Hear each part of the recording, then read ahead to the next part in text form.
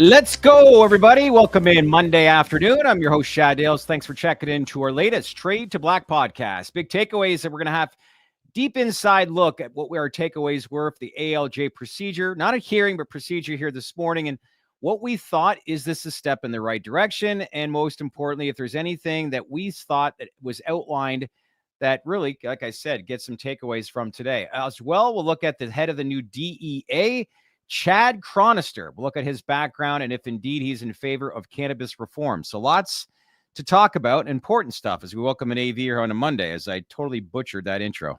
Yeah, it was fine. It was fine. You got your mind on Vegas. I am. No, it was good. It was good to see the ALJ. I want to grab a drink with Mr. Mulrooney. He seems like a very just even-keeled, level-headed, objective gentleman of the law. Seemed like such a nice man. Yes, he's a judge, but just a great person. Very polite, but very on cue with everything and kept things running along very smoothly. But even when he was correcting people, he wasn't rude about it. It was just very precise and to the point, right? Yeah, I would like to see him get a little spicy. With some of the people. I guarantee you he's a killer. He's an ALJ for a reason. It was great. I think it was informative. I mean, I don't think that there's nothing to really take away that was overly positive or, let's say, sensational. There was no big negatives. It was a fact-finding exercise that I actually found quite fascinating to watch the entire 2 hours of as it transpired this morning. Yeah. Let's bring in Guap, because I know Guap is, we usually have him on Fridays, but I want to get his take as well, because I know you've been following this closely. I want to get a couple people's take, but I think what we just said about the judge, you were saying that before I actually started coming on the live stream here today, but very charming, as you like to call the judge. But yeah, he was great, wasn't he? Yeah, you could tell he was probably a hell of a lawyer and charmed the pants off many a judge when he was on the other side. But yeah, he was great, charming, transparent, firm. I loved how he handled everything, and I gotta say, some of the best quote from the whole thing was, "This is not a trial about whether marijuana is good or marijuana is bad. I don't know whether it's good or bad. My issues are much more narrow than that, and has to do with addiction potential and several other pigeonholes that I have." So he was fantastic. I'm curious to see what he meant by that last part, those pigeonholes. What do you mean by that? What kind of proof and evidence is he looking for? But we'll get into that here in a minute here. Yeah. Okay, so I'll begin with you, Anthony. Taking a step back, it was 2 hours in length. What was your takeaway when you look at all of what happened today? Is this a step in the right direction? It's procedural. The procedural hearing took place. I think he set a soft date for January 14th. If I had to kind of do back of the napkin math, judging by the witness's ability to appear and just the way that he was sounding within his remarks, the hearing itself will probably get wrapped up mid to late February, or late February to mid-March, if we're being realistic. And then he's going to compile his report and then submit it. This process will probably be complete somewhere, I don't know, I would say April, June. Hey, the waiting game again. Yep, that's for sure. But yeah, and no one knows. I could be completely wrong. He could set this baby for November or January 14th, rifle off everybody through, because keep in mind, if you want to do the back of the napkin math, I think there was 22 parties. Each party gets 90 minutes, give or take 10 minutes in each direction. So there's hours and hours worth of testimony that we're going to hear, but this isn't like a 6-month process. Yeah. And for those that don't understand, but as far as Matt Zorn, he was up there today, and it was what was the term they used? Was stay.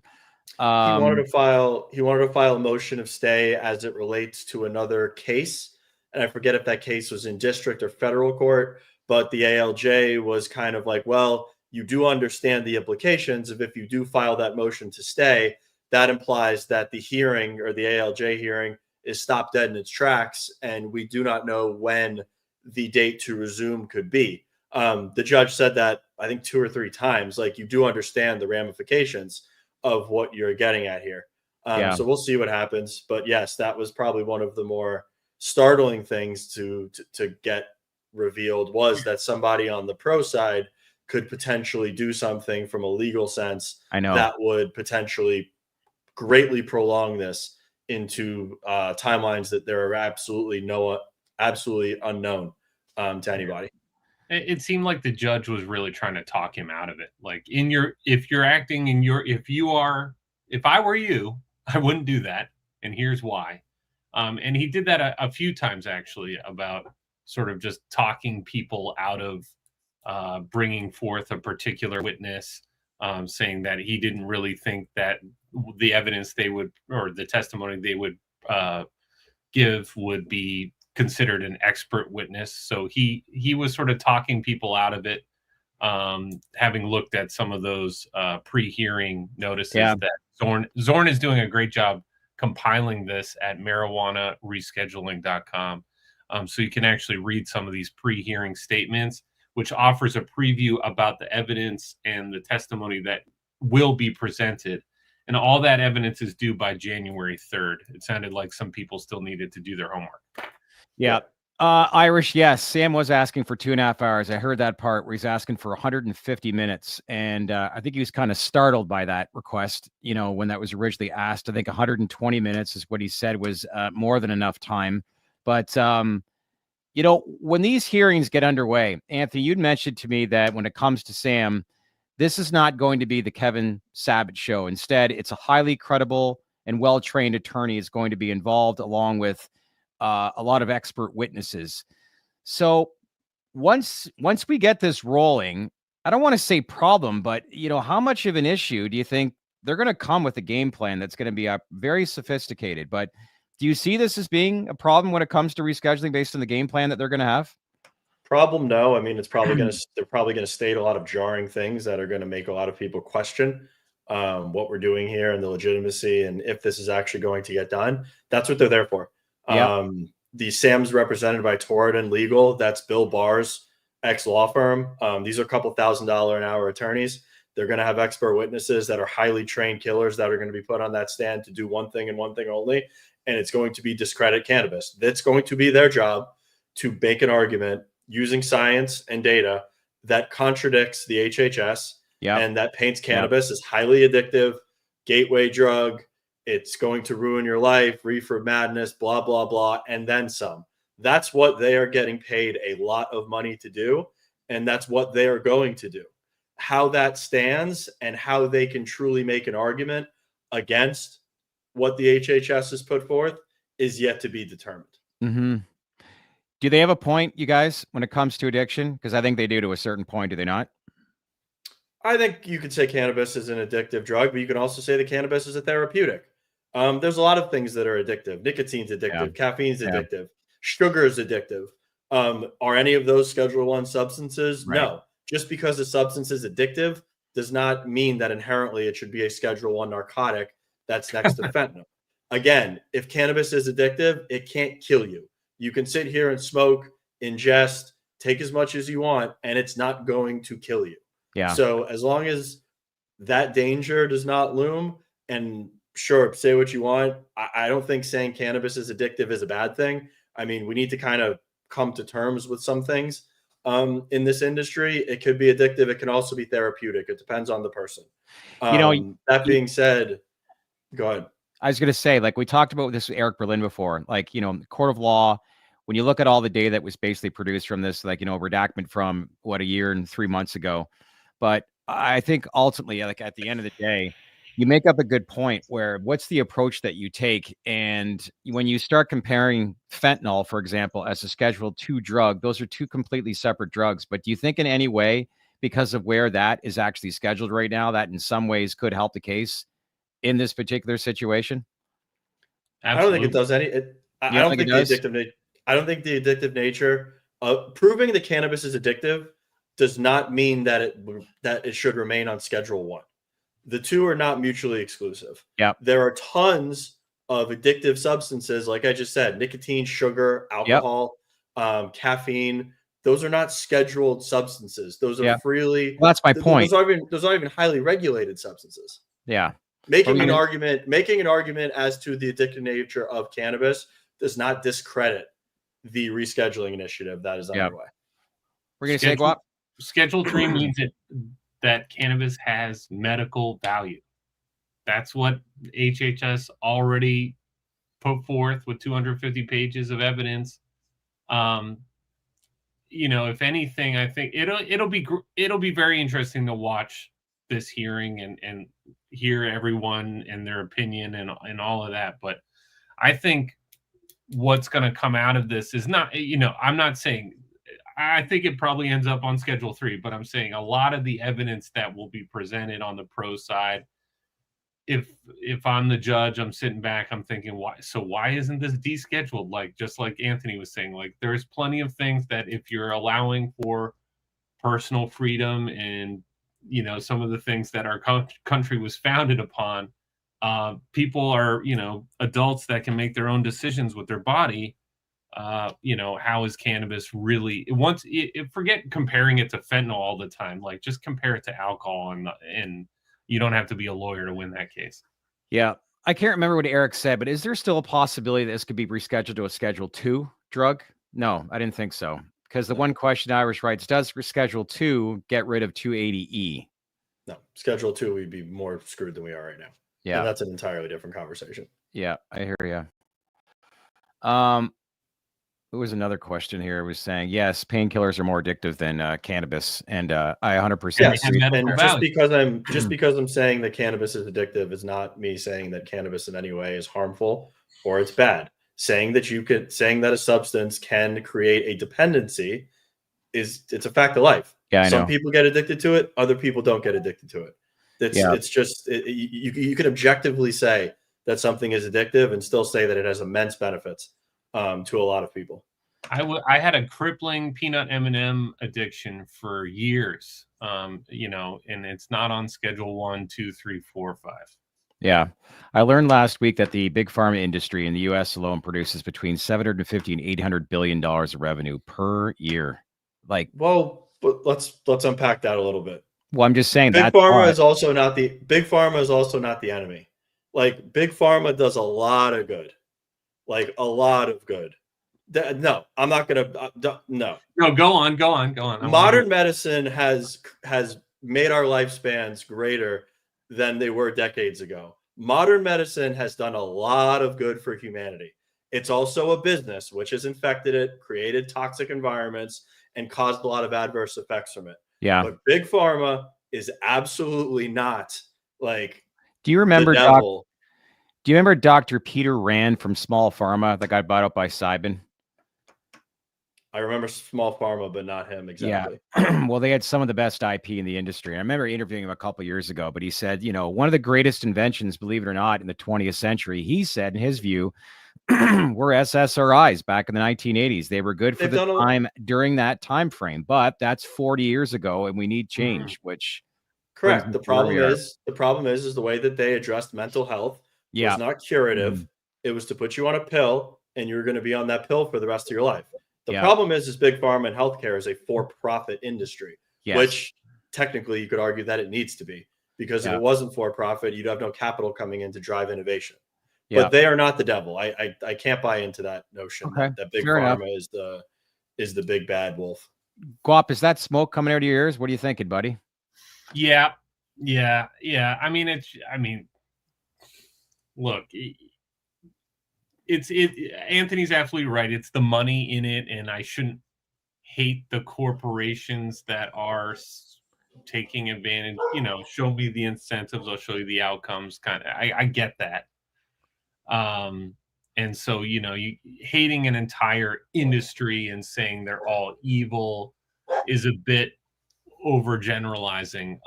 But I think we can take issue with the system and the way it's set up and the way it's set up to incentivize that sort of behavior. And I think that's why a lot of people have a lot of hope for, you know, sort of RFK and some of the Trump administration truly having the health of Americans first in mind and not so much, you know, maximizing the profits of a company that is going to get. I hear you. I mean, it's making people sick to have them dependent on some of these drugs, and the system that was set up and resulting in that, it all makes me not really good. uncomfortable, Let's and put it this way. I feel terrible about it. Purdue I can't stand Pharmaceuticals it. is I not can't doing stand any it. I'm favors not calling for anyone the. a devil, though. Yeah. Well, hold on, but that's a different conversation. You were talking about the size and scope of the pharma industry Yeah. as if to like paint them in a negative light. That's not saying that Purdue Pharma, I'd put those people in front of a fucking firing wall if I had it my way. Like the people that ran Purdue Pharma are just evil incarnate. What I was going to say is they're not doing any favors for the overall image for Big Pharma. Elmo Griffin, this is great. It was not Big Pharma that put it into Schedule 3. It was politics. Bingo. Yeah. Well, yes. Yes. Yeah. But unfortunately, I mean, a lot of people do believe that Big Pharma are sitting behind us, pushing money towards groups like Kevin Sabin and Sam to stifle cannabis innovation, not stifle regulatory reform, and stop it from truly going mainstream. But I mean, if you really think about it, there's cannabis in the hands of millions and millions and millions of Americans as it stands today. So that impact is already happening to Big Pharma. Yeah, always love the dank informer. The pharmaceutical industry is in the business of selling drug subscriptions that treat symptoms, not curing diseases. Otherwise, they would have made a flu and COVID vaccine that works. Yeah. We're not going to get too much into that, but yeah, well, I don't want to go down that line. But, you know, all in all, we like the judge. You think we're heading in the right direction as far as what you saw, the way he conducted himself today from what was put together. Yeah, I think he's the man for the job. I think he's going to objectively hear testimony from both sides, and he's going to come to a conclusion. That conclusion, I don't think you could tell either which way. This was not a positive, it wasn't a negative, it was a neutral. It was great to see. I'm glad that I finally got to witness a procedural ALJ hearing, especially as it relates to cannabis. It was just one more first that I got to see for the industry, and it's one more step in the right direction. But no, this was not a buy the news event. This wasn't a sell the news event.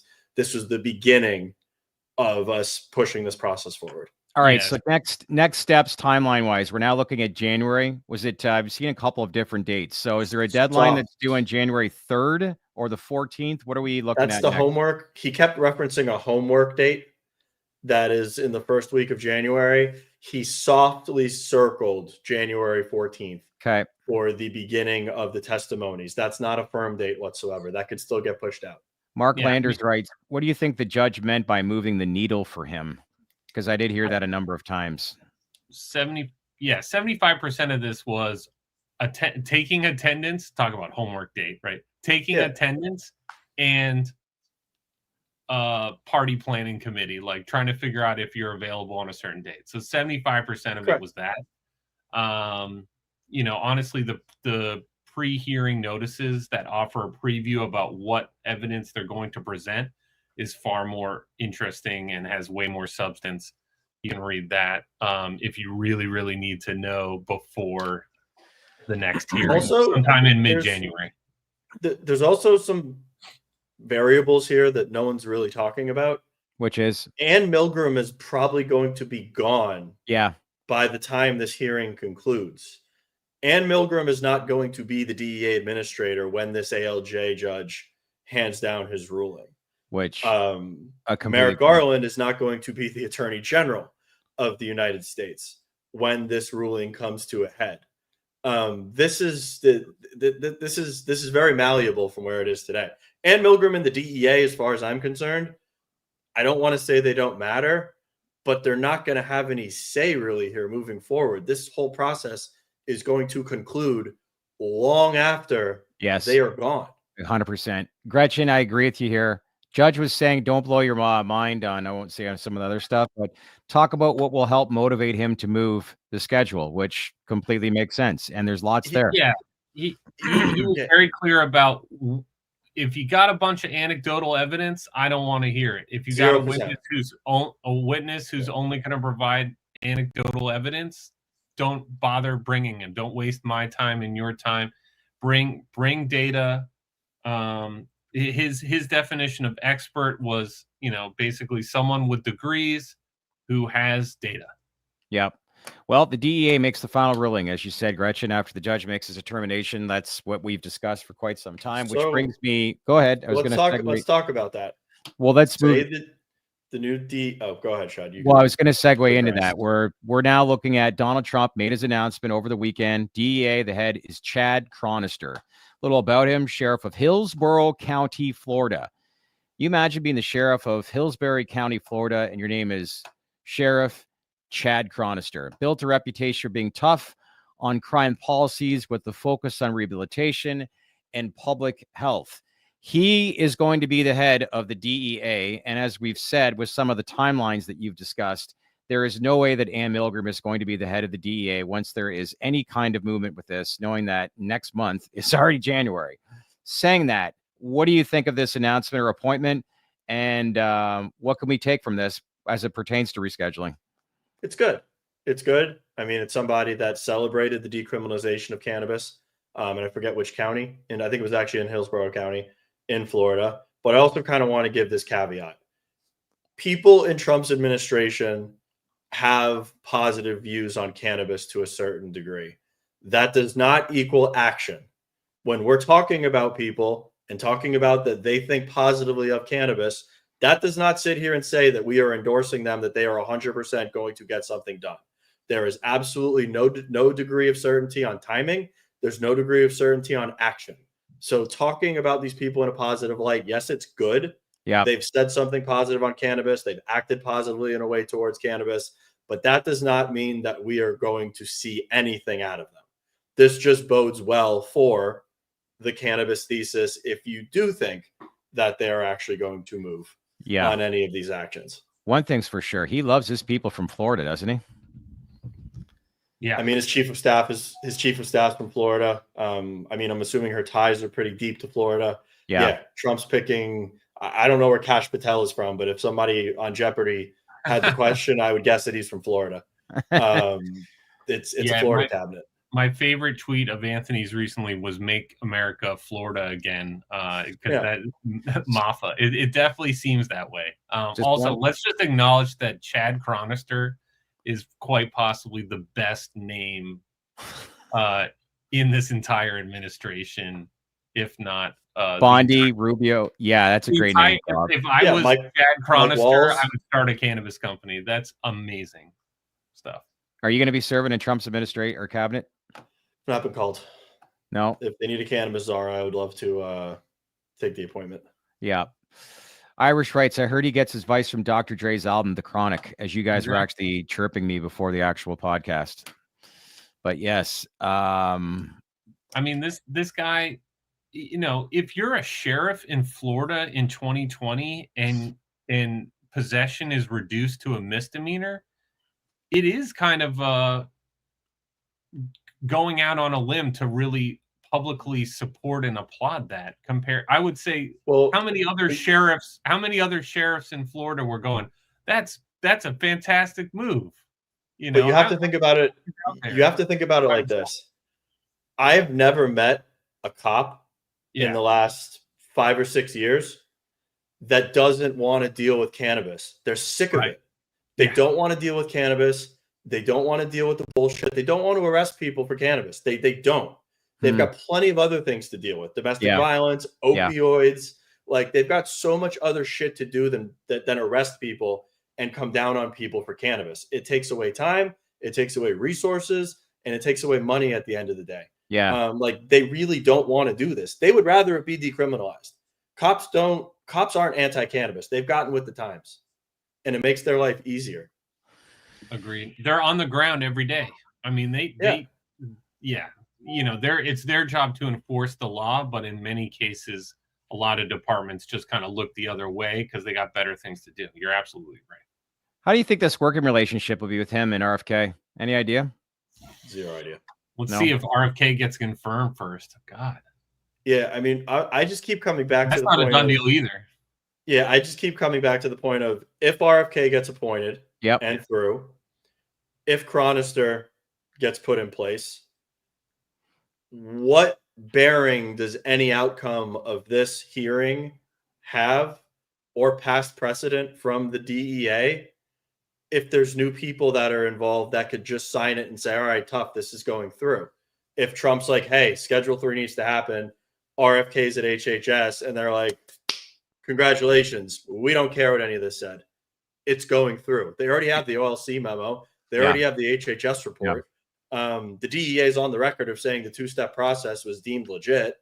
So what can this do to derail it if the people that are being put in place to actually finish the process just want to get it done and get it out of the way, and it's another line item to check off the list? What's the message that you're saying to various cannabis lobbyists right now in Washington? If you're an executive from an MSO, what's your message? That's a good question. I have no idea. Well, I think you kind of hinted it in some ways. Like, it's just the medical research. Go ahead. It's sort of, nothing's a done deal, and forget Schedule 3. Set Schedule 3 aside, because that's an administrative, executive kind of stuff. You got to keep leaning on senators. Gretchen said that as well, and so I'm echoing that sentiment. Just because the administration is cannabis friendly doesn't make your senator in X state vote a certain way. Yeah. Gretchen, I see your point. Get on board with Schedule 3, I get. But if they were to ask why, like, what is your approach? That's kind of what I'm asking further into detail. Like, what would be your style approach in speaking to these people? Why? Because to the politicians, it makes sense. Your base is in tune with cannabis. Like, this is something that you can relay to your voters. Yep.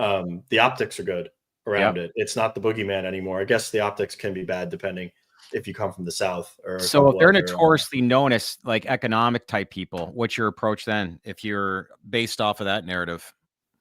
The economics I think matter, but like I've said, I don't think you can use the argument that the tax dollars are there because it's a rounding error at the end of the day. And I think the studies have shown that most of the tax revenue in a bunch of key states that have rec has actually gone back into law enforcement versus going into like education and infrastructure. It's going to create jobs. Yeah, it's going to create revenue, but in the grand scheme of things, like it's a rounding error as far as, let's say, tax revenue that's generated on the state level.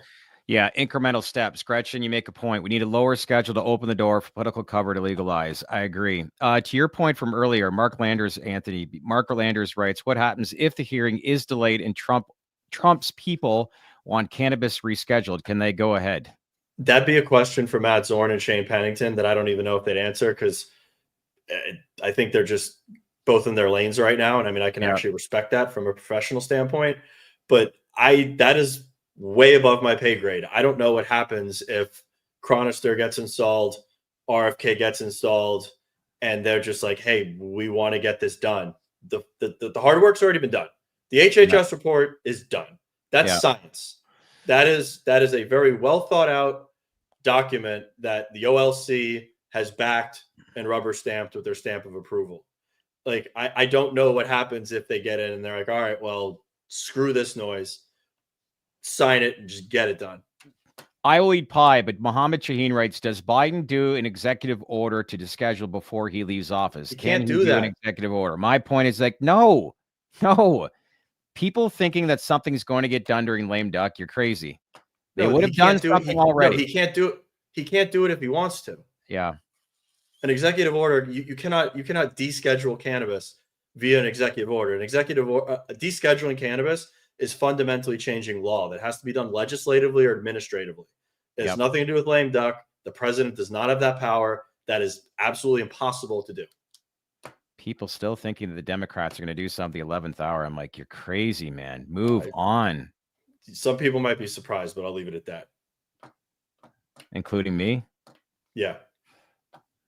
Well, you can't you floated that idea and it's just, what are you saying? That's like... Has nothing to do with rescheduling. Wow. Safe banking, huh? No idea. Let's smirk on his face. Yeah, seriously. Yeah. Dems don't care about pot at all. I think you got a point there, Gretchen. It's not the top priority for anybody. Yeah. Do you want to mention too, I was actually speaking to a broker this morning in Toronto, and right before pre-market, a $4.3 million block of Verano was bought pre-market this morning, and another $500,000 for Terracin. So something worth noting that, look, smart money sometimes, and I'm not saying, this is investment advice, but it looks like there could be some people looking at this and saying there's some upside potential here because that's a big block. Doug Cash just DM'd me. Thanks for actually watching, Doug. He said Cash Patel is from Garden City, Long Island. He lives in Florida. So you could have guessed that right. Right. Oh, Bill Gold. Good to see you, my friend. He is definitely a big watcher of the show. We met him at what was that event in New York City? What are my thoughts on Verano? I actually bought some Verano today. Did you? Yeah, I bought some around 3:00. Somebody actually wrote earlier. Somebody wrote earlier. Well, God, I just read a comment and I forgot what I was going to say. What happened to Air? Somebody wrote that earlier. What happened to Air? I don't know. Somebody want to elaborate off of that? What happened to Air Wellness today? Is it down a bunch? I didn't see any press releases about them. Oh, it's down 10%. It's at 60 cents. Ooh, it's pretty low. Wow. Not sure. $70 million market cap. Wow. Is it on volume? Oh, it's actually on volume too. Dollar weighted is like $500,000. No, not even. It's like $300,000 dollar weighted. What did Agrify do again today? Agrify was down 9% on basically no volume. It traded 112,000 shares. So this thing is down how much in the last 5 days? And actually, no, it's up a little bit over the last 5 days. So yeah, apparently the DEA did say that there are proponents of rescheduling. I'm not taking much heed to that, to be honest. Let's see what they come with in their testimony as it relates to the ALJ hearing. Yeah, I found it's also their job actually to argue that statement. Gretchen's correct. I found that part interesting. The first half of the, not witnesses, but all the lawyers that were brought forth were from the pro camp, and they brought DEA up first. I don't know if that says anything, but Zorn was very quick to point out that they have not created any exhibits, sent in any evidence yet, and so it kind of remains to be seen what side of this are they actually going to be arguing. But yeah, let's keep also the HH. Go ahead. I was going to say HHS. I'm pretty sure they declined their invite to the hearing. They've done their job. They created the report. The OLC backed their report. The DEA said that the two-step process that the HHS used was legitimate. Yeah, they've done their job. The whole purpose of this ALJ hearing is to prove the HHS, or to create legal precedent that the HHS, or discredit the HHS. That's what needs to be done in the hearing, and I don't think anyone's going to be able to do it because CADCA, the Community Anti-Drug Coalitions of America, they actually started to propose that part of their argument was going to be disputing the OLC memo, and the judge politely kind of scoffed and was like, okay, good luck with that. Well, we heard back in April that there's a lot of people behind the scenes that don't want their fingerprints on this, but Mark Rolanders writes a point. Didn't they say the DEA is a proponent, but they didn't mean they support it? It's like they're 1 foot in and 1 foot out, and that's been kind of the delay. But as we've said before, there's going to be a lot of change coming up the next 40 days. I mean, I think you could read between the lines that Ann Milgram not signing the final ruling is pretty telling. Not the DEA not supporting it. But like I said, she's gone. Yeah. She's gone. Yeah. After January 20th, I think it is, she's gone. Yeah. HHS report is solid. Yes, Sonic, it is. All right. That wraps up for today. You and I are actually on a plane tomorrow morning. Just for people to know, the biggest industry conference is going on this week in Las Vegas, MJ BizCon. Anthony and I are going to be there all week, networking as much as possible. Anything that we're hearing and seeing, make sure to check us out on Twitter. We'll provide information as the week goes on as well. On Wednesday, Seth Yakutin, we did a pre-record, so no live stream on Wednesday. It's going to be a pre-record at 4:00 on Wednesday, but great conversation with Seth Yakutin. We're talking about Pennsylvania, looking at some of the big players there, but more importantly, some of the data that's trending in that actual state and how it's kind of the next big sort of catalyst moment that we're now aiming and looking towards after what happened in Florida. So we break down just reasons why it's such a fixated state for a lot of the large MSOs, and a state that I think a lot of people are overlooking right now is Minnesota. and why he believes that's actually a very telling state. And weed maps, very bad story that's building up over there. That was, let's face it, that was what many people thought a bigger opportunity 4 years ago, but it's imploding right in front of our very own eyes. And then finally, we look at the private side. It just continues to flourish, and how a lot of big private operators could be looking at some specific brands like the Wilds, Kivas of the world, and how 2025 could be a year of consolidation and mergers and acquisitions, and why that's going to have an impact on us investors, equity investors, with a lot of these pubco companies. So that's coming up Wednesday. One other announcement. Ready for this? Everyone, I'm happy to announce here this afternoon that we reached 40,000 subscribers on our YouTube channel. So a big, big thank you to everybody that's here and supporting us. We're growing, and we very much appreciate, obviously, the support that you guys log on here every single week. And we try to give you as much information as possible from all the network that we have. But a big, big thank you on behalf of Guap, Anthony, and I. But that was great, huh, guys? Yeah, it's one we've been we're marching towards for some time now. Yeah. Yeah, I came in pretty late, so you guys did all the hard work. Honestly, Shadd, that you put in the work to get there. This is not a large space. This is a small pond, and I think I appreciate we're all here. I am also pretty impressed. I posted a cannabis reform video last week. It was only 3 minutes and 28 seconds, but 6 days later, if you haven't seen it yet, please have a look at it. But 47,000 views, 1,700 likes, 735 comments. So let's hope that once cannabis is actually rescheduled and Google starts to look at this industry more, this is where we're going. So if you're starting to look at this as one of the early people within this podcast, once Google starts to lift some of these restrictions on the topic of cannabis, this is where this is going. So again, we love to have, obviously, the OGs that watch us each and every single day, because we will be with you all the way until the very end. So again, a big, big thank you to everybody here. Leave some comments, likes. Love to hear back from you, because we wouldn't be here without you, as I always say. Gents, in the meantime, enjoy the rest of your afternoon. And Anthony, I will see you in Las Vegas first thing tomorrow morning. I've got $500 unread. Here we go. Guap, good seeing you.